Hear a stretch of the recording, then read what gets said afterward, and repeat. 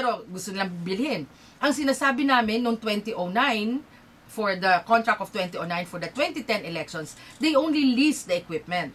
Initially, yes. They leased it initially. Why do you have to own the equipment Kung when pwede there can naman pala be there can be better technologies in the coming years? So, ang sinasabi ko lang, yung makinang yon ay hindi ginamit yung mga features na dapat nasa batas. Meron nga, nung nag-bid sila, meron daw yung feature na yon, pero dinisable. So ngayon ang palusot nila, dinisable ng COMELEC. Okay? Like, another example. Yung, you want to see whether it's a fake ballot or not. Yes, ma'am. Therefore, there is a UV ink placed on top of the word president. Okay? Dahil gumamit sila ng lumang printer to put the UV ink, para pag nag-splatter yung tinta. Yun na. Okay? So, kahit na authentic yung balota, pag feed nila, nire-reject.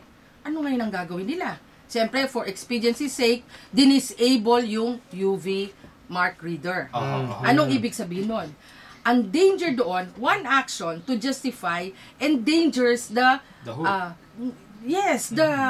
what do you call this? The authenticity, the credibility of the ballot. Kasi now, you can put in any ballot without anybody without the machine rejecting it. Di ba? Yung pinag-uusapan nating machine na gagamitin sa 2013, ito po yung ginamit yung nakalipas din. Tama. So, luma ito. Luma. Ang problema dito, hindi Smartmatic ang may-ari ng sistema. Therefore, the they only own the hardware lang. Not even that. They were licensed to produce this and to put the software of Dominion Systems. Wala na ba tayong iba supplier? Parang gano'n? Sabi nga sa iyo, yun na lang ang gusto nilang supplier no?